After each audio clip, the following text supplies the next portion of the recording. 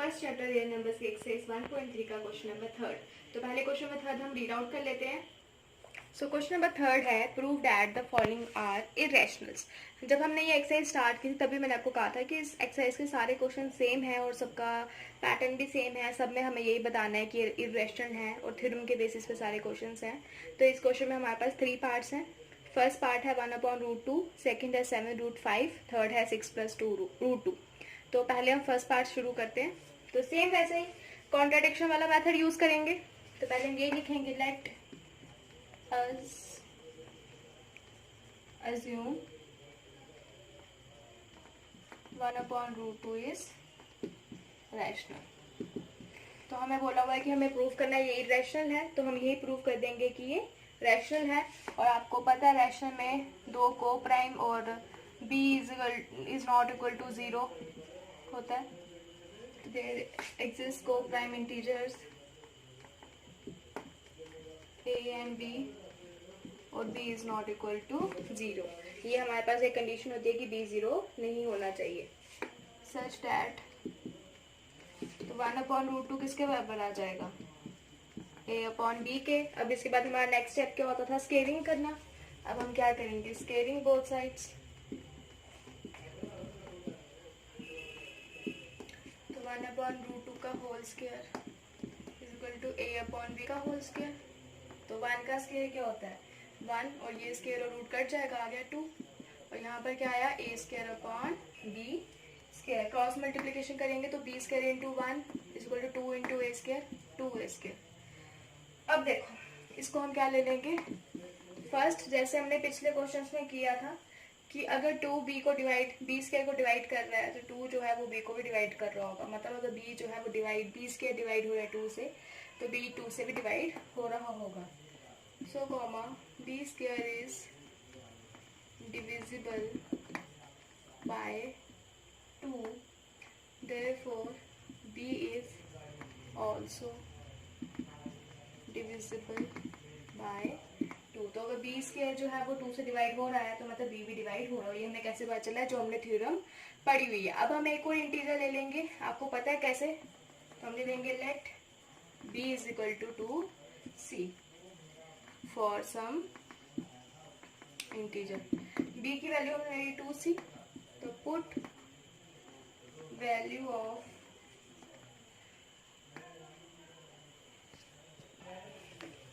b in equation 1। Equation 1 क्या है, b square equal 2a square, लेकिन b हमने किसके बराबर लिया है 2c स्क्वायर के। तो b स्क्वायर b की जगह क्या आ जाएगा 2c का square is equal to 2a square. 2 का स्क्वायर क्या होता है 4c स्क्वायर, यहाँ पर 4a स्क्वायर, 4 कट गया तो हमारे पास सॉरी यहाँ पर सिर्फ 2 ही है, ये आ जाएगा 2 1 ज़ा 2, 2 2 ज़ा 4। तो हमारे पास क्या आया 2c square is equal to a square. Same जैसे ऊपर आया था वैसे ही। तो अगर therefore so a square is divisible by 2, a is also divisible by 2। अब देखिए 2 जो है वो b को भी डिवाइड कर रहा है और 2 जो है वो a को भी डिवाइड कर रहा है। मतलब इनका कॉमन फैक्टर जो है वो क्या है 2। लेकिन हमने स्टार्टिंग में कहा था कि a और b जो है वो को प्राइम नंबर्स है, वो को प्राइम नंबर्स में कोई भी कॉमन फैक्टर नहीं होता है। तो इसकी वजह से जो हमारा अजम्पशन जो है वो क्या हो गया, गलत हो गया।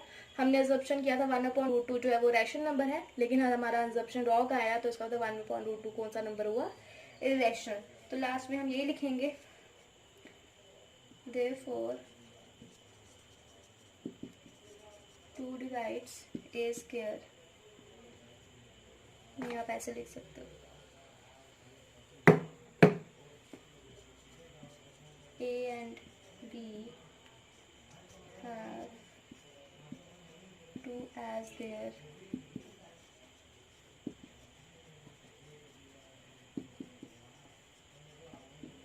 factor other than 1, therefore comma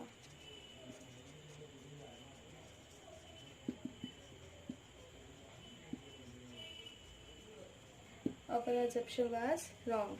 तो 1/√2 is irrational number. सो ये था फर्स्ट पार्ट. चलिए अब शुरू करते हैं second part. So second part है 7√5. तो सबसे पहले हम वही कंट्राडिक्शन मेथड यूज करेंगे. तो हमने अज्यूम कर लिया कि 7√5 रैशनल नंबर है. तो अगर रैशनल है तो coprime integers a and b भी एग्जिस्ट कर रहे होंगे और b जो है वो 0 के बराबर नहीं होगा. तो क्या आ जाएगा 7√5 इज इक्वल टू a/b. अब आपको पता है हम लोग क्या करते हैं स्केयरिंग, लेकिन उससे पहले 7 को हम क्या करेंगे इस तरफ शिफ्ट कर देंगे. तो √5 क्या आ जाएगा a/7. b क्रॉस मल्टीप्लीकेशन करके 7 कहाँ आ गया नीचे. अब देखिए ये क्वेश्चन जो है बाकी क्वेश्चन से अलग है. यहाँ पर देखो कितने हमारे पास टर्म्स आ रहे हैं a b और 7, और a/b जो है वो क्या है रैशनल नंबर. देखिए √5 कौन सा नंबर है इर्रेशनल नंबर. अब आप बोलोगे मुझे कैसे पता √5 इर्रेशनल नंबर है. अगर आप अपने इसी एक्सरसाइज के क्वेश्चन देखोगे तो उसमें हमारे पास एक पार्ट होगा √5 और उसमें हमने प्रूव किया था कि √5 जो है वो इर्रेशनल नंबर है. तो हम क्या लिखेंगे a, 7, b आर इंटीजर्स, क्योंकि 7 भी एक इंटीजर है और a और b तो हमने स्टार्टिंग में इंटीजर सपोज किया हुआ है. Rational number and √5 is irrational number. तो ये हमारा क्या कॉन्ट्राडिक्ट कर देगा फैक्ट को कि 7√5 जो है वो रैशनल नंबर है और हमारी असम्पशन क्या हो जाएगी रॉन्ग, क्योंकि √5 पहले से इरेशनल है और ये हमारे पास इंटीजर्स हैं. तो यहाँ से तो हमारे पास अगर √5 इरेशनल है तो मतलब 7√5 भी क्या होगा इरेशनल होगा. ये क्वेश्चन इजी था क्योंकि इसमें हमारे पास √5 की वैल्यू पहले से गिवन दी हुई है. This contradicts the fact that 7√5 is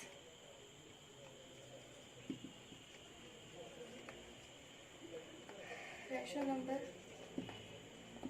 so our assumption was wrong. Therefore 7√5 is a rational number. So ये था सेकेंड पार्ट. चलिए अब करते हैं थर्ड पार्ट.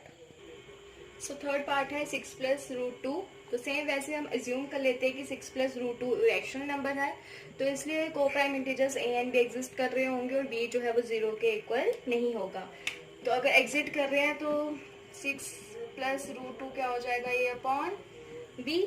तो अब यहाँ पर 6 जो है प्लस में है और उसको हम उस तरफ शिफ्ट करेंगे तो ये किस में चला जाएगा माइनस में. अब इसका क्या लेंगे एलसीएम. एलसीएम आ जाएगा b. तो यहाँ पर क्या आ गया a - 6b/b. अब आप देखिए जो ये फॉर्म है ये हमारी फॉर्म किस में आ रही है p/q में. तो मतलब ये फॉर्म किस में है रैशनल में. लेकिन ये हमारे पास कौन सा नंबर है irrational number.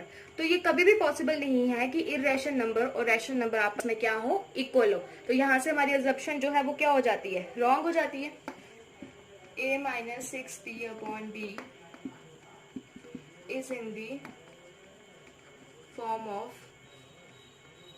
p/q and √2 is irrational. But irrational number is never equal to rational number. लेकिन ये ऐसा कभी नहीं हो सकता कि इरेशनल नंबर जो है वो रैशनल नंबर के इक्वल हो जाए. तो इसका मतलब हमारी असम्पशन क्या हुई गलत हुई. Hence our assumption was wrong. Therefore 6 + √2 is